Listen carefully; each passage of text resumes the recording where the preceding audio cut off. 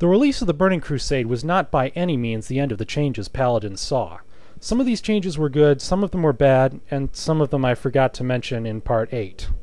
I'll start with some of the good ones. First of all, there's this talent, High in Protection. Originally, it was called Weapon Expertise, and it increased your skill with all weapons by 10.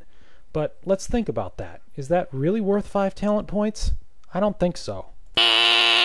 Fortunately, when we said that that was lame, Blizzard recognized it and they changed it to Combat Expertise. It still increases your expertise with weapons, but on the side it also increases stamina by 10%. This is both worth it and fitting for the top of protection. And here's something which I really should have mentioned in Part 8, but I just plain forgot to. Right when the Burning Crusade was coming out, they decided to nerf Vengeance, a talent that increases all our damage by 15% whenever we get a crit. And they nerfed it so that it only increases by 10% when it had been 15% for so long. A lot of people complained about that, but, well, somebody pointed out that it was only a 2% nerf in the end because they also added another talent to Retribution called Crusade. That increases all our damage versus elementals, humanoids, demons, and undead by 3%. Take that into consideration and yeah, it's only a 2% nerf in DPS. Another thing that people were complaining about was Crusader Strike. When they first announced it, it was going to have a 6-second cooldown. Blizzard decided that that was too powerful and so they were going to nerf it to 10 seconds. Everyone was complaining about that, but think about it. If Blizzard had announced Crusader Strike with a 10-second cooldown in the first place, people actually would have been pretty thrilled. And while it's true that Crusader Strike with a 6-second cooldown could keep judgments up a lot more reliably than a 10-second cooldown one could, I get the feeling that I shouldn't really give this a skull at all, especially because they undid both of these nerfs.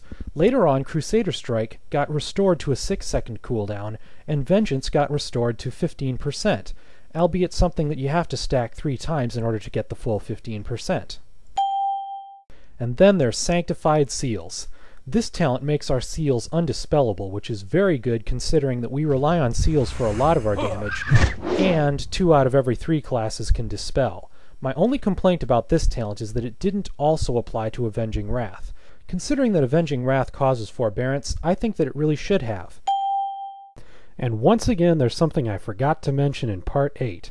About 2 minutes ago, Blazeberry just pointed out to me that Avenging Wrath is great for threat generation in player versus environment, and I forgot to mention that, so I guess I better give it a heart here.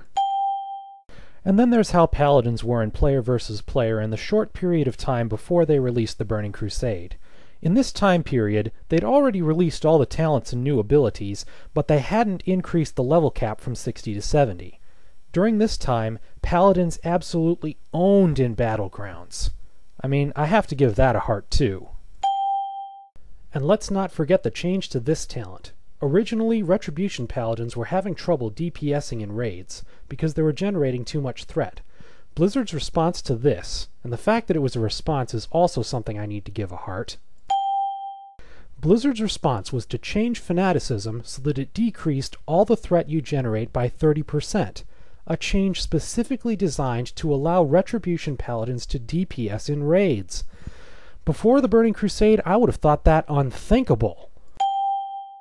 And after all the talk about how Lightbringer was awesome, well, I'm going to have to comment on it. Take a look at this armor set. What does it say? Well, that depends on who you ask. If you ask me, I think that that armor set says this.